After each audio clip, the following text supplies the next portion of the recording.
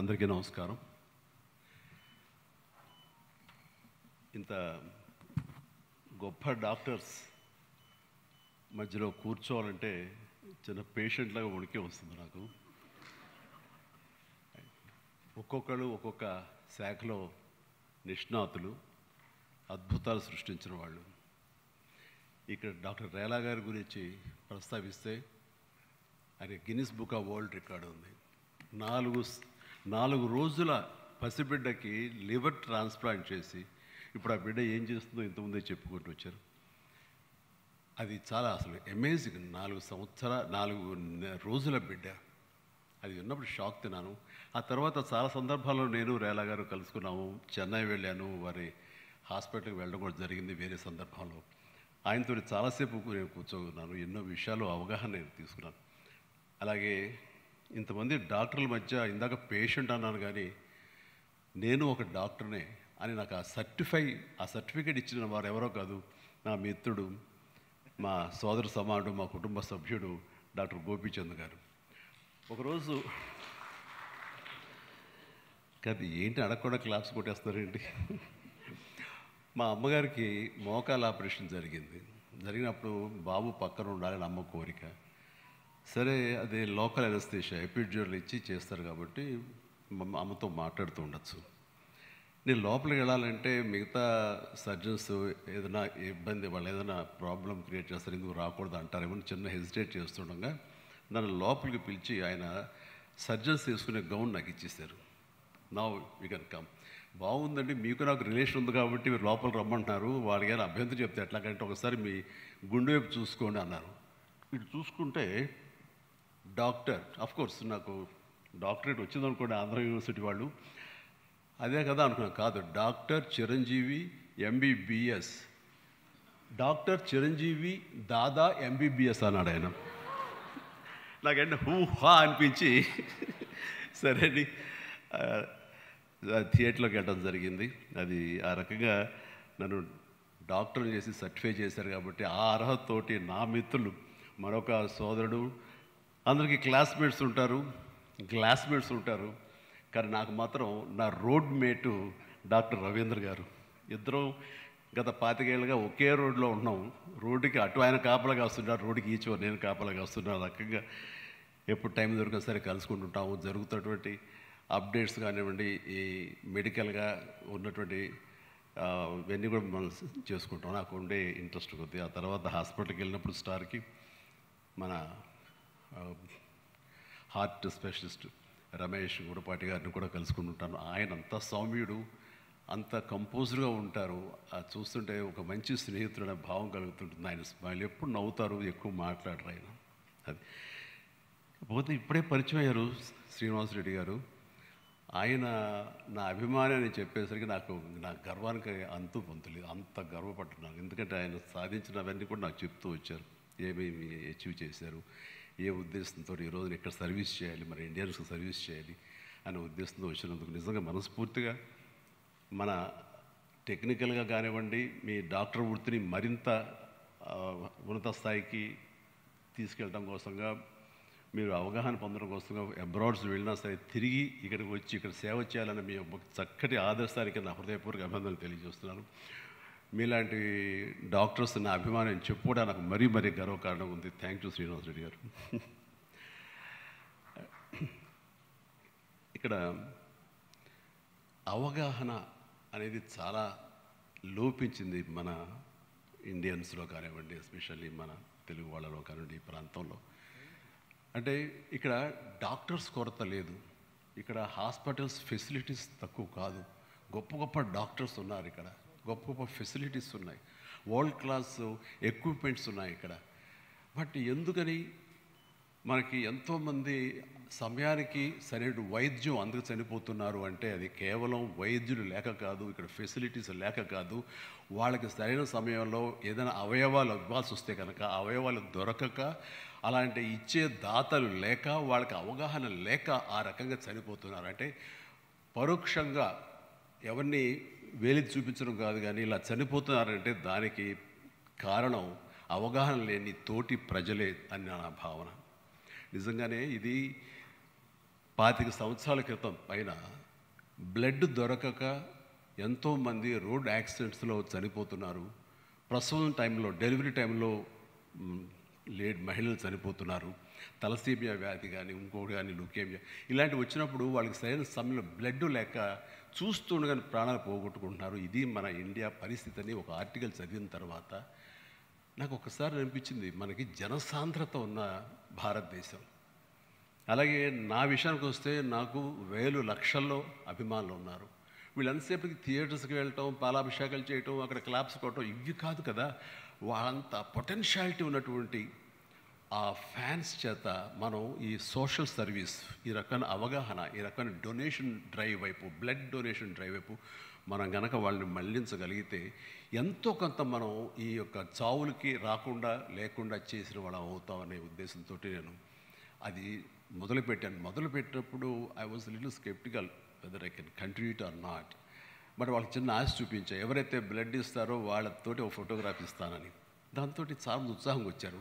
మళ్ళీ ఇంకో డౌట్ నాకు, ఇచ్చిన తర్వాత ఒక ఫోటోగ్రాఫ్ తీసిన తర్వాత మళ్ళీ ముందుకు రారేమో, ఆగిపోతుందేమో అని. ఆగటానికి వీలు లేదు.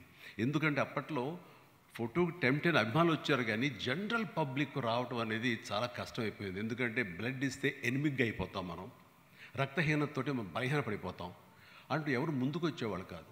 వాళ్ళందరికీ లేదు, మీరు కనుక బ్లడ్ డొనేట్ చేస్తే విత్ ఇన్ నో టైమ్ ఆ 350 ml ఆఫ్ బ్లడ్ బయటికి వెళితే దానికి తగినంత blood with in days, 4-5 days లోపల మళ్ళీ వస్తుంది.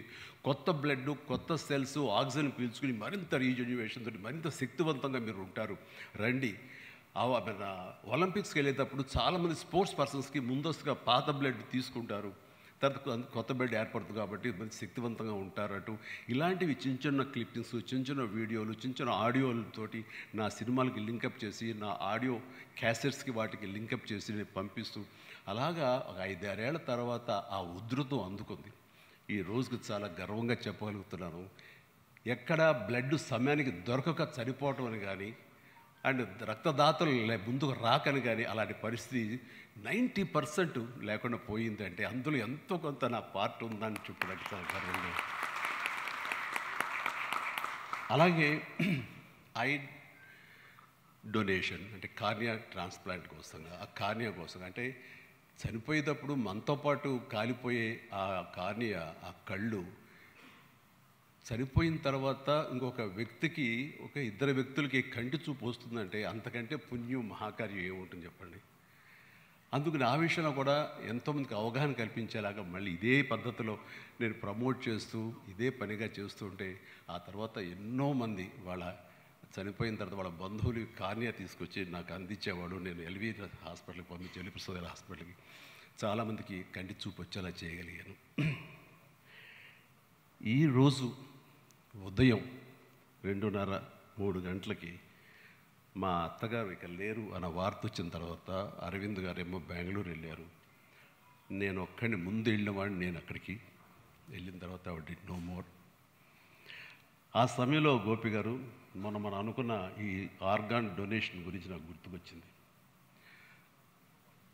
నా సెల్ ఫోన్ గుర్తుకొచ్చిన తర్వాత అంత మిడ్ నైట్ అంటే 2 o'clock 2:30 ఆ ప్రాంతంలో బ్లడ్ బ్యాంక్ ఫోన్ చేసి స్వామినాయుడిని నిద్రలేపి మా బ్యాంక్ వచ్చేసుకుని, ఎల్వి ప్రసాద్ హాస్పిటల్ ఎవరైనా టెక్నీషియన్స్ ఉంటారా, నేను ఆవిడ కార్నియా ఐ డొనేషన్కి నేను మిగతా ప్రిపేర్ చేస్తాను అంటే, సార్ ఈజీ చేయొచ్చు సార్, వాళ్ళు రెడీగా ఉంటారు, స్టాండ్ బై 24/7 అంటే వాళ్ళని తీసుకురా ముందని చెప్పేసి ఫోన్ చేసిన. అరవింద్కి తెలిసి ఎయిర్పోర్ట్కి బయలుదేరాడు. అరవింద్లో ఇవ్వాలనుకుంటున్నాను, నాకు అత్తమ్మ గారికి మా అమ్మగారికి మధ్య ఒకసారి ఒక కాన్వర్జేషన్ జరిగినప్పుడు మీరు ఇస్తారా అని అడిగాను. అన్నప్పుడు బాబు కాలి బూడిదైపోయి వస్తాం కదా, అయిపోయి దానికి చచ్చిపోయి ఉంచుకుని ఏం చేస్తాం, అలాగే బాబు నీ ఇష్టం అన్నారు. ఎక్కడ ప్లెడ్జ్ ఫామ్స్ మీద సంతకాలు పెట్టలేదు కానీ ఆ మాట నాకు ప్లెడ్జ్ లాగా అనిపించింది. ఏం చేయమంటావు అరవింద్ అని అడిగితే ప్లీజ్ గో హెడ్ అన్నారు. సో ఎర్లీ మార్నింగ్ అది తీసి నేను హాస్పిటల్కి వెంటనే పంపించాను. దానికి సాక్ష్యమే ఇది.